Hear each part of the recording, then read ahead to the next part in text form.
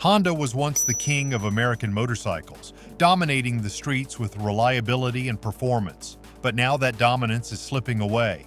Sales are tanking, competitors are rising, and loyal riders are turning their backs. Can Honda recover, or is this the final ride for the brand?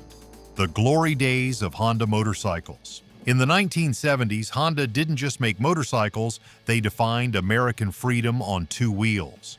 This wasn't just about manufacturing bikes, it was about crafting a cultural revolution that resonated deeply with the shifting attitudes of post-war de America. After decades of war and economic strain, the 1970s marked a new era of personal mobility, and Honda became the brand that captured the essence of this transformative time.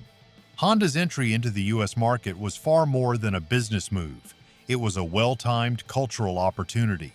In a country bursting with youthful optimism and a growing desire for individualism, the need for personal transportation was at an all-time high. But it wasn't just any transportation that Americans craved, it was something that symbolized freedom, adventure, and practicality. Honda's motorcycles filled this void perfectly.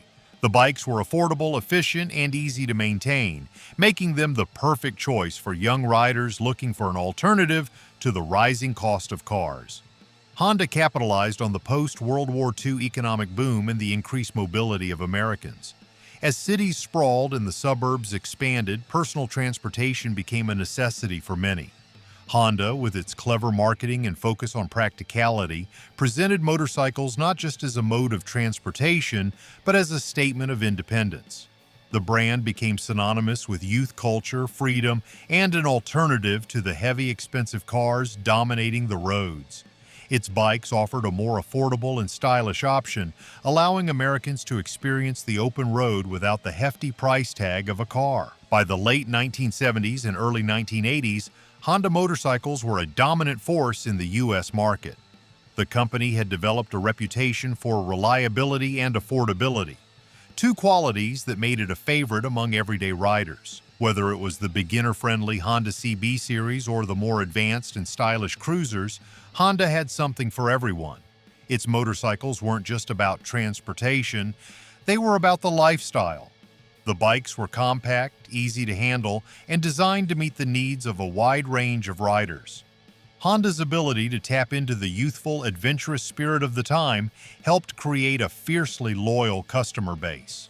The simplicity and efficiency of Honda's designs resonated with everyday riders who valued practicality over the pomp and circumstance that some of the larger brands like Harley-Davidson marketed. In fact, many people saw a Honda motorcycle as the ultimate blend of style and practicality, perfect for the post-war American dream.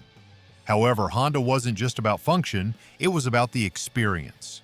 Riding a Honda motorcycle wasn't just about getting from point A to point B, it was about the freedom of the open road, the wind in your face, and the feeling of independence that came with owning a bike. In a rapidly changing world where personal freedom was increasingly cherished, Honda motorcycles embodied the idea of escaping the mundane and embracing something bigger. But this golden era wouldn't last forever. While Honda's early success was unparalleled, the shifting dynamics of the motorcycle market and a growing culture of performance-oriented riders would soon challenge the company's dominance. An unexpected shift was already on the horizon, and Honda was about to face a set of challenges it hadn't foreseen. Is Honda's future in jeopardy, or can they make a comeback? Like this video if you think they can turn things around, and subscribe to stay updated on their journey. A shifting market and rising competition. What happens when the motorcycle king stops innovating and his throne is suddenly under siege? This question loomed large for Honda as the motorcycle market began to shift in ways that would eventually leave the company scrambling to hold on. By the early 1990s, the once clear dominance of Honda in the U.S. market was beginning to erode, and the company found itself under increasing pressure from competitors who were more attuned to the changing preferences of riders. The rise of competitors like Harley-Davidson, Kawasaki, Yamaha, and Suzuki signaled the beginning of Honda's struggle. These companies capitalized on the growing demand for performance-based motorcycles and high-performance machines, something Honda had largely neglected in favor of its more practical and economical models. The shift from practical cruisers to performance motorcycles was swift and far-reaching. Consumers, especially younger riders, were no longer satisfied with reliable but bland bikes. They wanted excitement, speed, and innovation. Honda's stable, reliable image, which had once been its strength, became out of sync with the evolving demands of the market. While companies like Kawasaki and Suzuki pushed the boundaries with sport bikes and racing-inspired designs, Honda struggled to meet the demand for performance and power. The practical riders who had supported Honda in its earlier years were now being wooed by sleek, high-performance alternatives from competitors who were quick to capitalize on this change in consumer demand. At the same time, Harley-Davidson, a company with a much different image but the same deep ties to American motorcycle culture, began to reassert itself as a dominant player. With a focus on iconic cruisers, Harley played on American patriotism and nostalgia, offering riders a sense of rebellion and freedom that was in stark contrast to Honda's more pragmatic appeal. But it was Kawasaki and Yamaha that truly made Honda's position vulnerable. Their aggressive push into the sport bike market with fast and flashy motorcycles designed for younger, thrill-seeking riders turned the tide in favor of these competitors. The rise of these performance-focused brands left Honda struggling to maintain its relevance. The shift in market preferences was undeniable, but Honda's reluctance to adapt and innovate quickly enough meant that they were always playing catch-up. As competitors refined their designs, Honda's focus on practical, affordable bikes seemed out of touch with what riders were increasingly demanding. What Honda had built, a reputation for reliability and economic sensibility, was no longer enough to maintain its dominance. As competitors closed in, Honda's strategy became more desperate, but nothing could prepare them for what happened next. A change in global economic conditions and trade policies would soon provide an unexpected challenge that would further complicate Honda's efforts to stay on top. If your bike's failing, your gear shouldn't. We've linked reliable jackets, gloves, and rider tools in the description, what we trust on the road. Tariffs, trade wars, and rising costs. When President Trump's tariffs hit, Honda wasn't just dealing with trade policy, they were facing an existential threat.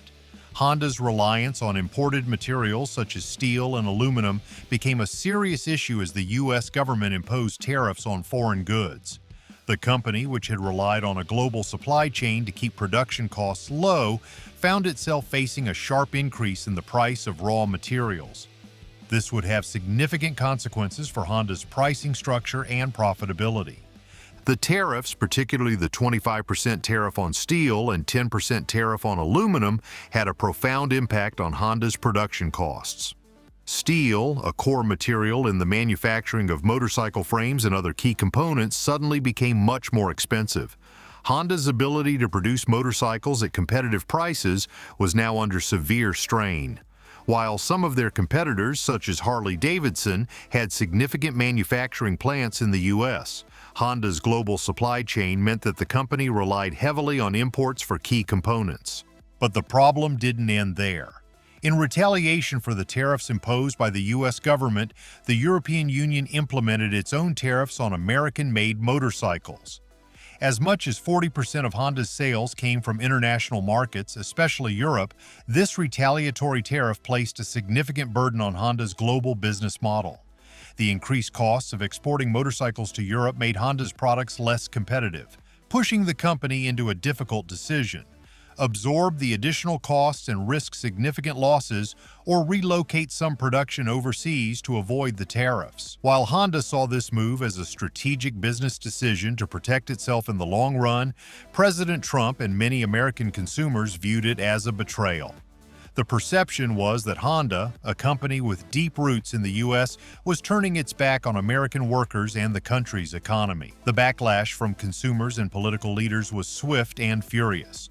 Trump took to social media accusing Honda of treason and promising that the company would suffer for its decision. But the real damage wasn't just financial, it was the public's response to Honda's next move. The political narrative framed Honda as a corporate traitor, which fueled consumer outrage. Dealerships across the U.S. reported falling sales and dissatisfied customers, while loyal Honda riders began questioning their allegiance to the brand. The consumer revolt, lost trust, and fading loyalty. As Honda's prices rose and its reputation crumbled, loyal customers began abandoning the brand. The decision to relocate production for European-bound bikes was just one part of a much larger problem. The once unified Honda rider base was beginning to fracture. The company had built its success on reliability, affordability, and its American identity. But as prices increased and the company shifted its focus toward global markets, longtime riders began to feel betrayed. Honda's missteps alienated its core demographic of loyal American riders who had stood by the brand through thick and thin. The shift toward global production and the perceived abandonment of U.S. manufacturing struck a chord with consumers who had always viewed Honda as a company that understood their needs. In many ways, Honda had lost sight of what had made it great: its connection to the American rider. The failure to adapt to changing consumer preferences wasn't just about poor marketing or misjudging trends. It was about losing touch with the very people who had helped Honda rise to prominence. Riders who had once proudly worn Honda jackets and tattoos were now questioning the value of their allegiance. What had once been a beloved brand, known for being in tune with its audience, had now become a symbol of corporate disconnect. The loss of trust was palpable. Dealerships that had long been the heart of the Honda community were now reporting significant declines in foot traffic. Customers who had planned to buy Honda motorcycles were canceling their deposits. Social media was flooded with angry posts from former fans who felt betrayed. Honda had long prided itself on its deep connection to American culture, but now it was facing an identity crisis. Honda tried to pivot with new models, but the damage had already been done. The public perception of Honda as a company that had lost its soul couldn't be easily reversed. The shift from a brand that once represented affordable freedom to one that was seen as out of touch with American values marked the beginning of a slow, painful decline. Now, the real threat was rising from an unexpected source: the competition. Kawasaki's aggressive expansion. While Honda struggled to maintain its relevance, Kawasaki seized an opportunity and pounced, leaving Honda in the dust. For years, Honda had been the leader in the sport bike segment, dominating the American motorcycle market with its reliable, affordable models. But as the market evolved and younger riders sought more performance-driven bikes, Honda stuck with its traditional designs that were focused on reliability and practicality. Kawasaki, on the other hand, took a different approach, one that capitalized on the growing demand for high-performance motorcycles. Kawasaki's aggressive expansion in the 1990s and early 2000s caught Honda off guard. Unlike Honda's conservative strategy, Kawasaki invested heavily in innovation, performance, and styling.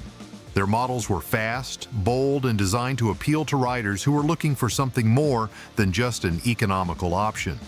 Kawasaki's focus on high-performance motorcycles like the Ninja series helped them tap into a market that was rapidly shifting towards speed, agility, and cutting-edge technology.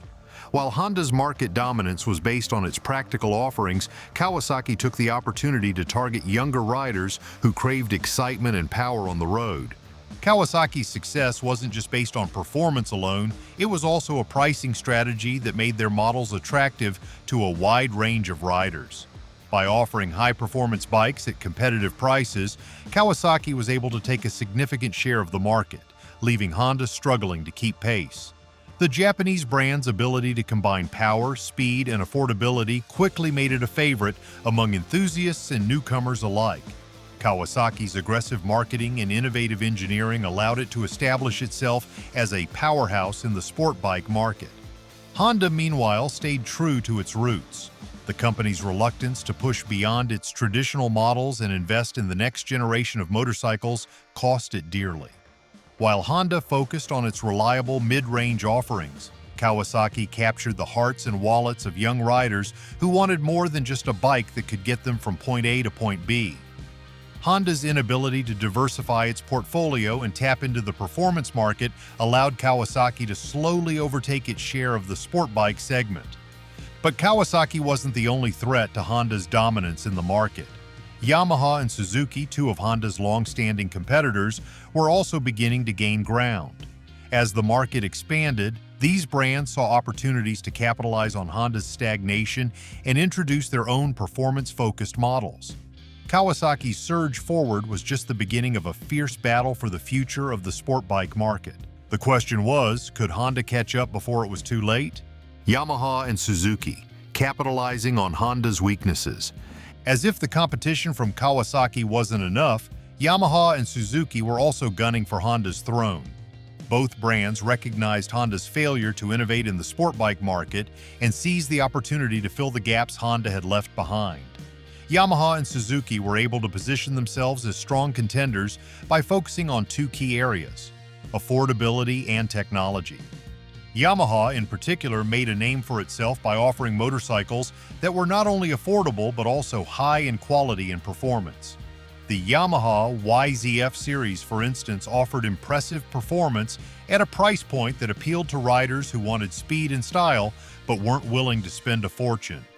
Yamaha's ability to combine affordability with performance helped it capture the attention of riders who were looking for an alternative to the more expensive offerings from brands like Honda and Harley-Davidson.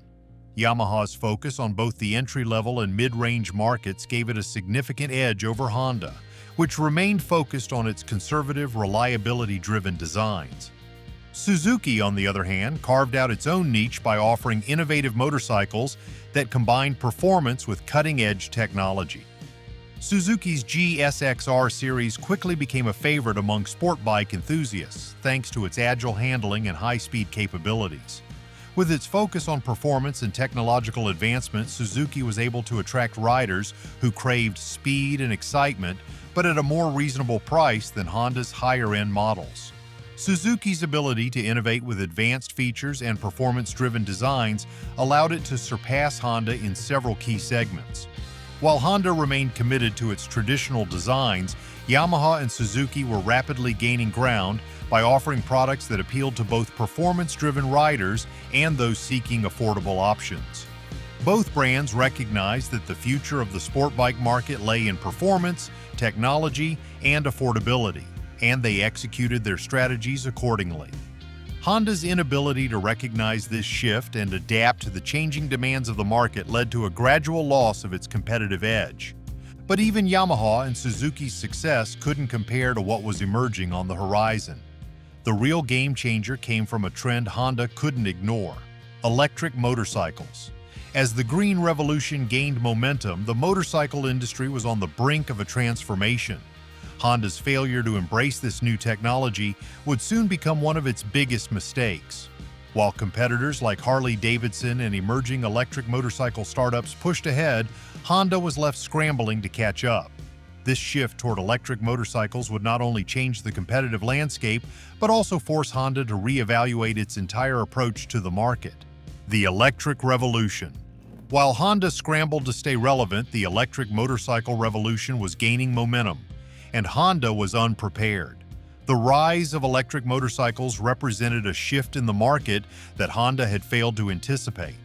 As consumers became more eco-conscious and the demand for sustainable transportation grew, electric motorcycles began to capture the attention of riders who were looking for an alternative to traditional gasoline-powered bikes. Companies like Zero Motorcycles and Harley-Davidson's Livewire spearheaded this movement, offering environmentally friendly alternatives that didn't sacrifice performance.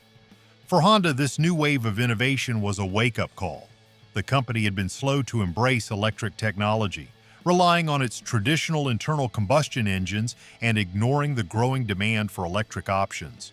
While competitors like Zero and Harley-Davidson recognized the potential of electric motorcycles, Honda hesitated. Their reluctance to innovate in this area left them vulnerable to competitors who were already establishing themselves as leaders in the electric motorcycle space. Honda's failure to invest in electric technology put it at a significant disadvantage as the market for eco-friendly motorcycles began to grow. The growing awareness of environmental issues and the desire for greener transportation options pushed electric motorcycles to the forefront of the industry. Companies like Zero Motorcycles were able to offer bikes that were both eco-friendly and high performance, making them a viable option for consumers who wanted the best of both worlds. Meanwhile, Harley-Davidson's Livewire attracted attention with its sleek design and cutting-edge features, positioning itself as a premium electric motorcycle.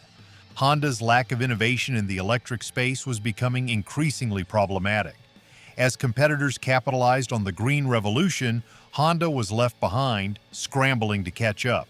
The company's failure to recognize the importance of electric motorcycles not only cost it market share, but also threatened its very future in the industry. The electric revolution was no longer a distant future. It was happening in real time, and Honda was at risk of being left in the dust. Honda's attempts to innovate eventually came, but by that point, it was too late. The electric motorcycle market was already dominated by other players, and Honda's entry into the market felt like a reactive move rather than a proactive strategy. The company's efforts to catch up only highlighted how far behind it was in embracing the future of motorcycling. While Honda's competitors had already established themselves as leaders in the electric space, Honda was struggling to make an impact. But there was one more challenge that would test Honda's survival in the coming years. As the electric revolution continued to grow, Honda was facing internal struggles that would threaten the company's ability to stay competitive. Internal struggles and leadership crisis. When leadership falters, the whole company starts to crumble, and Honda's management was at the breaking point. The motorcycle giant, once synonymous with reliability and innovation, found itself at a crossroads. The market was changing, but Honda's leadership couldn't agree on how to move forward. The tension between traditionalists who wanted to maintain Honda's legacy and innovators who were calling for a pivot to newer, more radical models left the company divided. Internal leadership struggles created confusion within Honda, exacerbating the already mounting challenges. The company's inability to align on a clear vision for the future left it struggling to respond to the fast-paced changes in the motorcycle market. While competitors were quickly embracing new technologies and trends, Honda remained mired in internal debates and slow decision-making.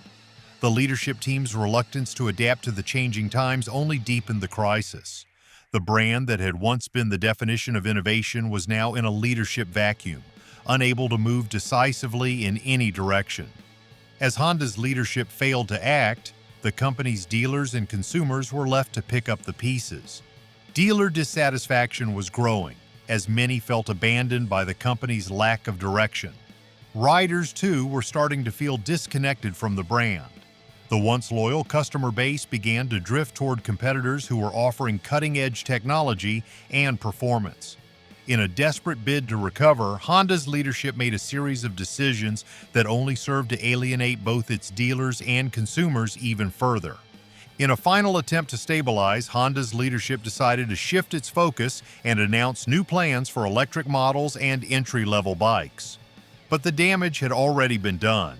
By the time these decisions were made, Honda's internal struggles had already caused irreparable harm.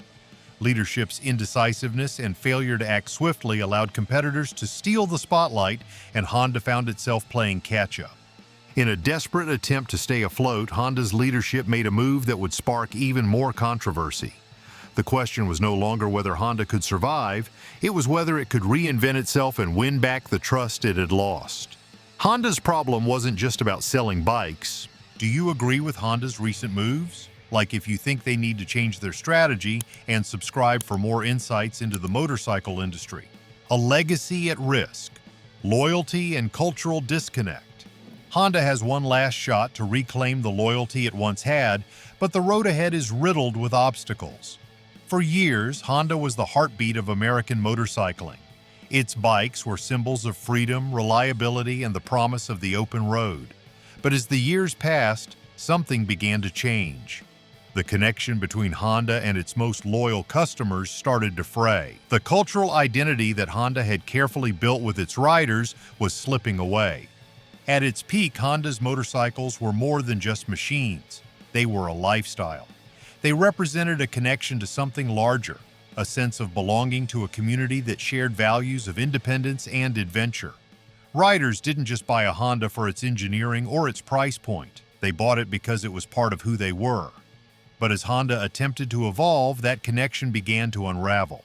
Their focus on expanding their reach into global markets, tapping into new consumer demographics, and introducing models that diverged from their traditional lineup left their core audience feeling sidelined.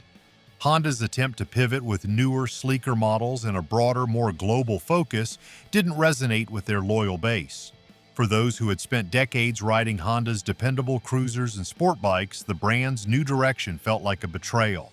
The motorcycles that once embodied everything they loved about Honda, the craftsmanship, the reliability, the spirit of American roads, were increasingly overshadowed by a focus on mass appeal and broader market trends. In Honda's attempt to modernize and go global, they lost the very essence of what made them great. Their marketing, once deeply tied to American values, felt increasingly foreign. It didn't speak to the riders who had been with them through thick and thin. And as Honda attempted to appeal to younger urban riders with flashy new models and technology, their most loyal customers couldn't help but feel abandoned. These were the riders who had been with Honda from the beginning, who had turned to the brand as a refuge from the corporate world. But now they were looking elsewhere, seeing the same brand they once adored morph into something unfamiliar. The real tragedy here isn't just the loss of market share, it's the loss of identity. In trying to go mainstream and embrace global trends, Honda lost the heart of what made them special to their U.S. customers. They failed to realize that a motorcycle brand is more than just about selling bikes. It's about embodying a culture, a lifestyle, and a set of values that resonate deeply with consumers. By attempting to appeal to everyone, they alienated the very people who had been their strongest supporters for decades. In their attempt to go global, Honda may have lost the very foundation that made them great. Honda's struggle is a wake-up call for the entire motorcycle industry. Will they bounce back, or will competitors take the crown? Subscribe for more on Honda's next move and the future of American motorcycling.